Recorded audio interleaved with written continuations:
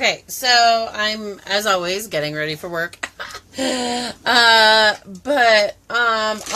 gosh, the firestorm I got yesterday. Okay, so yesterday I did a very public, basically, a very public Facebook Live. It's got over 7,000 views now.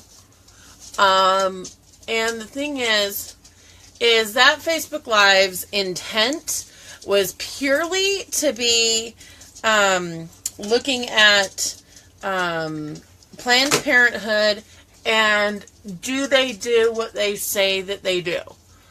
Do they provide other services for pregnant women? And that was all my Facebook Live yesterday was supposed to be about. Yes, I did actually only end up making 25 phone calls, which is so sad, because I ended up getting shut down by Planned Parenthood before I could keep going. That really sucks that I got shut down by Planned Parenthood, because if they really truly don't have anything to hide, then they should be just fine with the questions I'm asking. I asked very normal questions that an average person that is interested in possibly terminating their pregnancy would ask. I asked very direct questions. Yes, there were heartwarming questions. Yes, there were times that I lied. False phone number, and but that was only after I kind of knew that, after I already knew that they knew who I was. Like, I knew that they knew that I was calling to find out about their programs and services. But my big question is, if my, exactly, if I'm not getting hate mail, I'm not doing it right. Exactly. So, someone actually called me a terrorist. I was like, really? I'm a terrorist? Like, all I did was call Planned Parenthoods and say, and basically ask them, hey, if I aborted my baby, with them, would I be able to see the baby? Like, there were a few places, in the video that I was just absolutely blown away by. I was really blown away by when I asked, there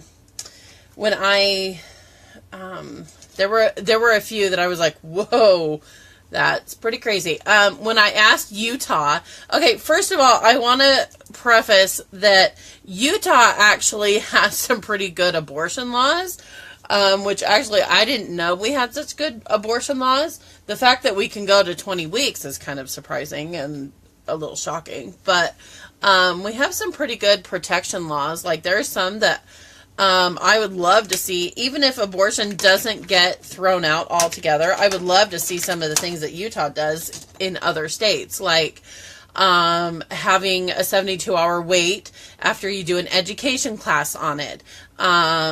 I think that's actually a really good idea. There were some things that I was just like, whoa, but one of the things that like really like made me go, holy crap, was when Utah offered to send me all the way up to northern Utah to have my abortion. So like they would have gotten me 450 miles away for me to be able to have my abortion, which that to me was just like, whoa, that's a little crazy. I mean, it's great for like if someone really, really, really felt like they had no other options, but wow, that just shocked me.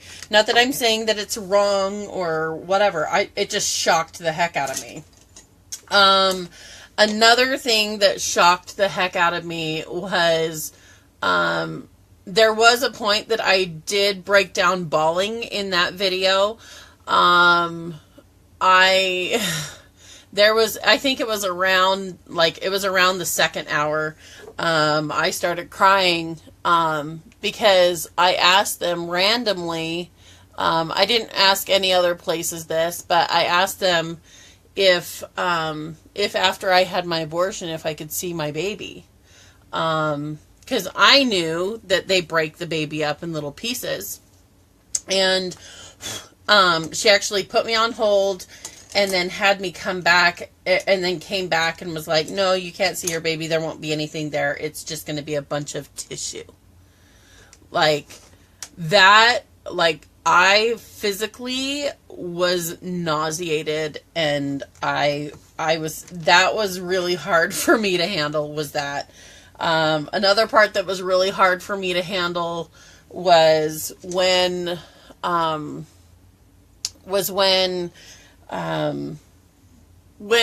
it was like second to last phone call that I made, and the lady instructs me, I tell her that I'm 16 years old, and that I tell her that I'm 16 years old, and that I don't want my mom to know that I'm getting an abortion, and she directly instructs me on how to go past my mother and how to register for Medicaid.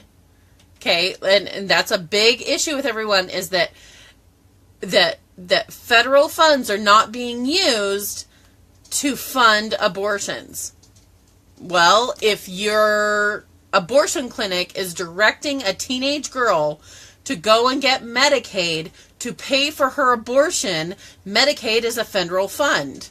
So if you're directing a child to go and get federal funding for her abortion, yes, federal funds are being used for an abortion. And so the fact that that was one of the things that literally just, like, I could not believe that actually happened. It was kind of crazy to see how many clinics were very, like, they weren't even nonchalant about the fact that they were not, that they didn't do prenatal care.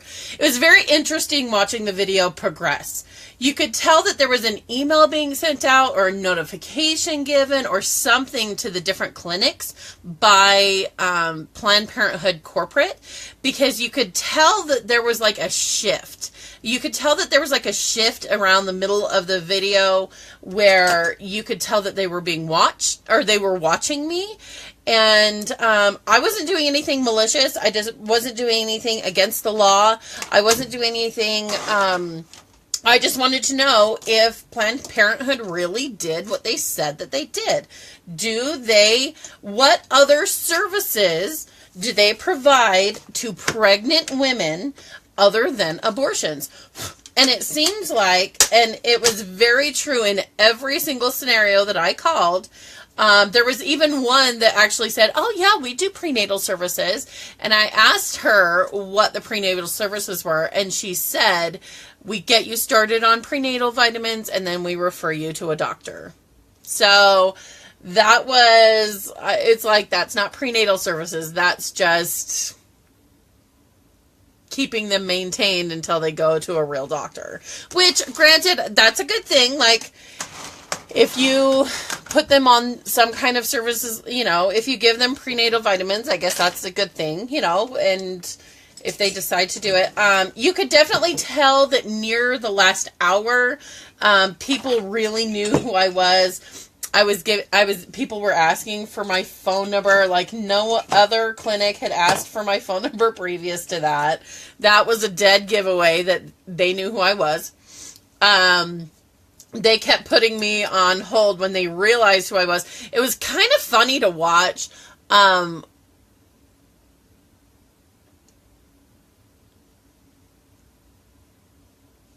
on a second, guys. It was kind of funny to watch when the moment that they realized who I was, and then how their attitude changed, how their verbiage changed. But the thing is that if you really do provide these services, I really wanted to know, like, what else can you do for me as a pregnant woman? And if all you can do for me is refer me to an adoption agency or refer me to an OBGYN that can see me through my pregnancy, then that's just not, that's just not valid in my eyes. Like, that's not in my eyes saying, okay, if you want to keep your baby, go see an OB. I don't consider that a service. I consider that a referral. And they consider that a service. And that for me was really hard for me. Like, there were a couple of times that I really struggled with biting my tongue. A lot of you that know me personally, it's really hard for me to hold my tongue in the general sense, but that was actually like, whoa. Like, I couldn't believe how crazy that was. Like, every single, like, I think, in the beginning, every clinic said we don't do prenatal services. Like, every clinic that I called in the beginning, we don't do prenatal services. Like, they didn't even like try to shade it. So it was fascinating. Once I realized that they were being notified, you could tell the verbiage difference. Oh yeah, we provide prenatal services and cancer screening. Well, what's the cancer screening? Well, we do Gardasil shots. They do a Gardasil shot. That's their screenings for cancer. That was fascinating. Learning what their idea of, cancer screening was an interesting thing. Where did one of my... Oh, there it is. I'm like, where's one of my makeup? It was just very fascinating for me to see the different things that they considered services. And so it kind of goes along with what I was feeling like a year ago when I first started getting super, super involved with abortion stuff. I mean, it's not a secret. I'm anti-abortion. I'm very much pro-life. If you have a life in you, that's not your choice anymore. That child has a choice.